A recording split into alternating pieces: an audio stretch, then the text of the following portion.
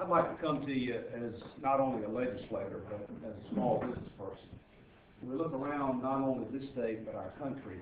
I join with millions of South Carolinians and hundreds of millions of Americans, because those of us that are in the workforce, that are employees and employers, take shrapnel daily from what is going on in our economy. Double-digit unemployment. The city of Rock Hill, which I represent, 23% unemployment.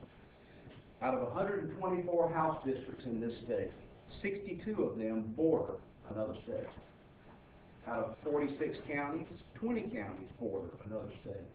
We're fighting water wars right now with the quality of life in South Carolina, because we realize that flow is important to our livelihood and our livability here in this state. And I look at North Carolina. I border an area called Charlotte, North Carolina. Their taxes on cigarettes have gone up to 45 cents a pack. Georgia is at 37 cents a pack. By going to 50, we put ourselves economically at a disadvantage to our neighboring states. That must not happen now, especially because we are in an economic downturn. It's unfortunate, but why during this time would we choose to send revenue to another state in the form of loss of sales?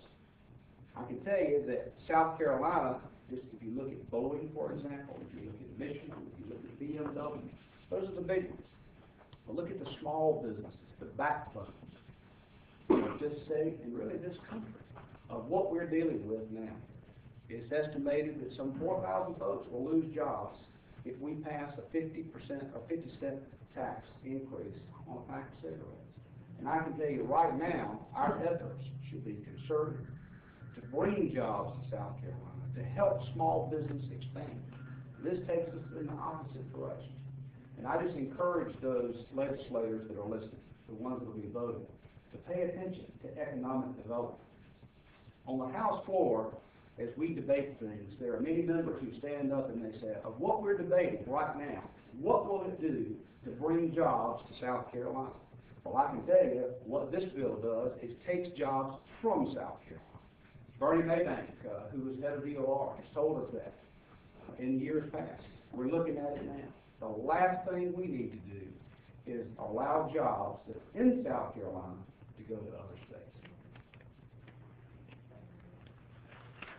My name is David Jordan. I'm currently president of the South Carolina Association of Convenience Stores. I'm a member of the South Carolina Petroleum Marketers Board, and I'm also a small family-owned business here in South Carolina. South Carolina is a great state to live in, and we've got a wonderful opportunity here to help the people. I've got 600 employees, and I'm down here asking the legislature to sustain the veto on the cigarette tax, because jobs of my employees, myself, my small company are at risk. And you know, I've got to thank our governor for vetoing this cigarette tax. Small business in South Carolina needs to be protected.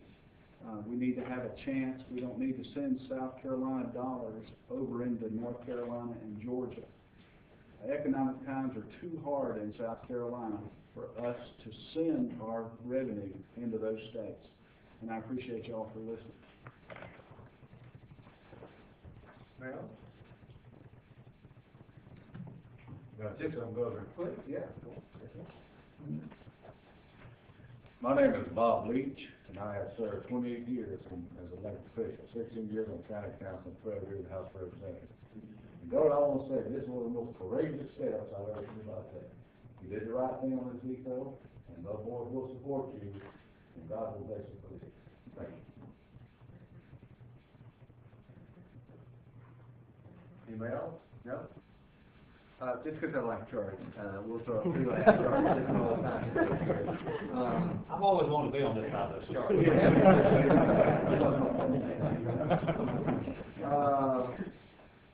Remind everybody of, again, these peaks and valleys come fairly regularly. If you look at the budget cycle in South Carolina, this is why I think that whether it's Luke or switches to the left or to the right, the idea of spending limits does make sense so that we don't get ahead of ourselves when times are good, and we don't cut past muscle and letting them on when times aren't so good. But the idea of increasing, again, taxes of this scale, with respect to one of the other speakers, I think would be something that's destructive to this larger notion of job creation, particularly at this point in the cycle as to where we are. Secondly, I would say, we also need to remember total budget. If you look at the overall numbers in South Carolina, while we're looking at decreases in the general fund, that's about a third of the pie. If you include federal transfers and then all other fees, the overall is actually up. And so if you look at the net numbers from last year, there was a 4% overall increase, 09-10, and this year you're looking at 6.7% increase, 10-11, in terms of overall aggregate total funding in South Carolina State Government. Third point I'd make would be simply this. It goes to the larger notion of the cigarette tax not being the cure-all with regard to how we help those in need with regard to health care in South Carolina, particularly on the Medicaid side. Even if you include a 50% increase, what you're looking at is still significant shortfalls going forward. If you look at the expensive life of the trust fund, it's relatively short, even with the cigarette tax increase. What it says is, we cannot afford to go to 29% of our overall budget being tied to Medicaid funding. We've got to look at some structural reforms in South Carolina, which goes back to some of the larger policies with the larger notion of Obamacare and some of the